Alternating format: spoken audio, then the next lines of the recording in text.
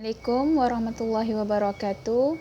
Baik, untuk sains tahun 3 Batuta, kerja rumah bertarikh 20 hari bulan 1 2021. Buku aktiviti, muka surat 1. Memerhati melalui organ deria. Arahannya, suaikan. Jadi, murid-murid dikehendaki suaikan atau iaitu padankan organ deria yang betul dengan pemerhatian yang boleh dibuat melalui organ deria yang betul. Sebagai contoh, nombor 1, organ deria yang digunakan ialah mata. Jadi apa yang boleh dibuat melalui pemerhatian melalui organ mata iaitu bentuk bola. Yang kedua, lidah. Apa pemerhatian yang boleh diperolehi dari organ lidah, iaitu deria rasa, mestilah tembikai manis. Dan yang ketiga, melalui organ telinga kita boleh buat pemerhatian terhadap bunyi visil, iaitu deria pendengaran. Dan nombor gambar keempat, tangan seolah-olah tengah menggosok tangan. Jadi ianya ialah organ kulit. Deria sentuhan mestilah digunakan terhadap pemerhatian melihat permukaan span. Dan yang terakhir, organ deria hidung, pemerhatiannya terhadap bau minyak wangi. Seterusnya kita tengok buku aktiviti muka surat 2. Baik. Kemahiran memerhati. Arahan dia, nyatakan beberapa deria yang mungkin terlibat untuk memerhatikan objek. Atau situasi. Disuruh murid-murid nyatakan deria apa yang terlibat untuk memerhatikan objek dalam gambar atau situasi yang ditunjukkan dalam gambar tu. Jadi pertama, kita tengok seorang murid tengah menonton televisyen. Jadi deria apa?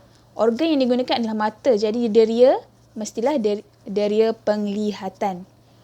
Jangan tertukar. Organ adalah anggota badan. Deria adalah hasil tindakan ataupun tindakan daripada organ badan tersebut. Yang gambar kedua, gambar sebiji nangka yang telah dibelah. Nampak? Dia tunjuk buah nangka. Jadi deria yang digunakan adalah deria rasa. Gambar ketiga, seorang lelaki sedang menghidu bau kopi. Jadi jawapannya adalah deria bau. Dan gambar yang terakhir, keempat, seorang murid sedang menutup telinganya. Dalam masa yang sama ada gambar kilat. Jadi ianya melibatkan deria pendengaran. Jadi arahan kedua, soalan kedua, lengkapkan ayat di bawah. Jadi kemahiran proses sains tempat kosong. Kemahiran proses sains memerhati menggunakan deria apa? Kemahiran proses sains memerhati ni kita boleh guna deria apa? Ada 5, kena ingat. Penglihatan, pendengaran, sentuhan, bau dan rasa untuk mengumpulkan maklumat tentang sesuatu objek dan fenomena. Baik, kita pergi kepada buku aktiviti muka surat 3. Baik, mengelas benda hidup. Baik. Mengelas adalah antara kemahiran proses sains. Arahannya, penyataannya, Kina dan keluarganya bercuti di kampung. Kina memerhatikan beberapa jenis benda hidup seperti di bawah. Jadi arahan dia, berdasarkan maklumat di atas, lengkapkan carta pengelasan di bawah. Pengelasan, kata kuncinya pengelasan. Pengelasan ni adalah kita asingkan mengikut ciri ataupun bentuk yang sama. Contoh, kita nak kelaskan benda hidup. Benda hidup, apa yang kita boleh asingkan? Binatang dan tumbuhan berdasarkan gambar yang dibagi tu. Jadi, buat satu, senaraikan binatang yang ada, kemudian tumbuhan yang ada. Baik, boleh tengok seperti jawapan yang Ustazah kongsikan lah. Binatang, kamu senaraikan semua binatang yang dia bagi dalam gambar tersebut. Dan tumbuhan pun kamu kena senaraikan semua nama-nama tumbuhan yang yang telah diberikan pada gambar tersebut. Okey, seterusnya kita tengok buku aktiviti latihan muka surat 4. Okey. Mengukur. Mengukur juga adalah merupakan kemahiran proses sains yang penting. Okey, kita tengok penyataan soalan tu. Perhatikan situasi di bawah, namakan alat dan unit piawai. Alat ni adalah bahan yang digunakan tu lah. Apa benda yang digunakan tu. Unit piawai ni adalah ukuran ataupun unit yang kita guna untuk menyatakan ukuran yang diambil. Jadi dia kata namakan alat dan unit piawai yang digunakan untuk mengukur dengan betul. Contoh Ustazah bagi pembaris, biasanya kita biasa guna unit, kita nak nyatakan ukuran yang kita perolehi dari pembaris, biasanya kita menggunakan unit sentimeter. Okey, baik, kita tengok dulu berdasarkan bahan alat yang dibagi. Pertama, gambar pertama menunjukkan seorang perenang. Dalam masa yang sama, terdapat seorang jurulatih sedang memegang jam randik. Jadi alat pengukur dia adalah jam randik. Unit piawai, unit yang kita guna untuk menyatakan ukuran tersebut adalah saat. Gambar kedua, seorang lelaki sedang menimbang 2 bungkusan surat khabar. Jadi alat pengukur yang digunakan ialah penimbang. Jadi penimbang ni perlu menggunakan unit kilogram. Okey. Unit yang sesuai lah iaitu unit kilogram. Dan gambar ketiga, seorang lelaki sedang mengukur panjang sebatang kayu menggunakan pembaris. Jadi pembaris, unit yang digunakan untuk menyatakan ukuran adalah sentimeter. Okey, seterusnya kita pergi pada latihan terakhir, muka surat 5.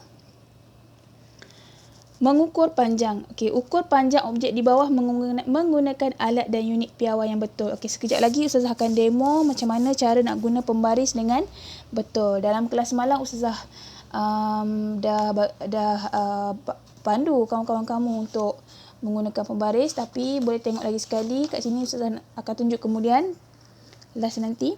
Okey, cuba tengok. Ustazah dapat ukuran gunting 10 cm. Okey, pemadam 4 cm, pengasah pensel 3 cm, pensel 15 cm. Okey, macam mana Ustazah boleh dapat panjang gunting, pemadam, pengasah pensel dan pensel tersebut? Okey, jom tengok rakaman Ustazah ni ya.